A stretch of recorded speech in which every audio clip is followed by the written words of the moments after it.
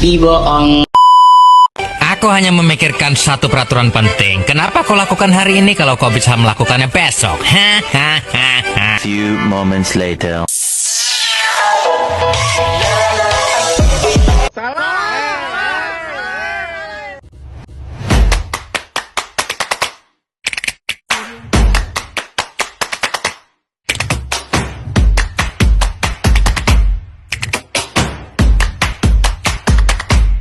Baik, kami di sini dari kelompok 1 akan menjelaskan mengapa kapal tersebut tidak tenggelam.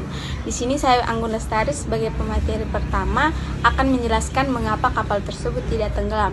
Kapal tersebut tidak tenggelam karena adanya gaya apung dan hukum Archimedes, di mana hukum Archimedes dan gaya apung ini prinsip utamanya adalah bahwa benda yang tercelup dalam fluida seperti air akan mengalami gaya angkat ke atas yang disebut dengan gaya apung.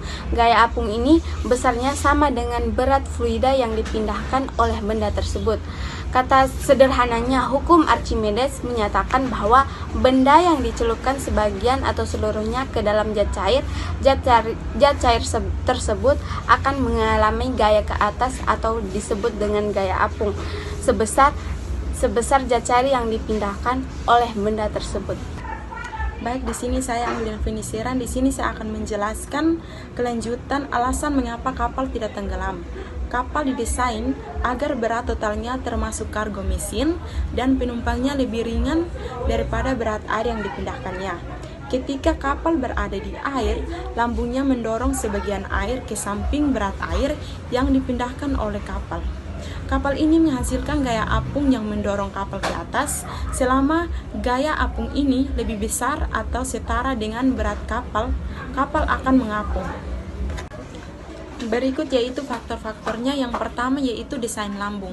Lambung kapal biasanya berbentuk cekung dan lebar. Bentuk ini memungkinkan kapal untuk memindahkan volume air yang sangat besar sehingga menghasilkan gaya apung yang kuat. Yang kedua yaitu kepadatan. Kepadatan rata-rata kapal jauh lebih rendah daripada kepadatan air.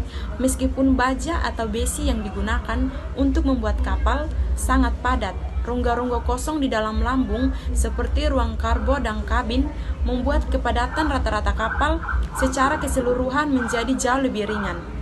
Di sini saya akan lanjut menjelaskan tentang faktor-faktor kunci. Yang ketiga yaitu beban. Nah, kapal dapat mengapung selama bebannya tidak melebihi batas yang membuatnya melebihi air dengan berat yang lebih kecil daripada total berat air.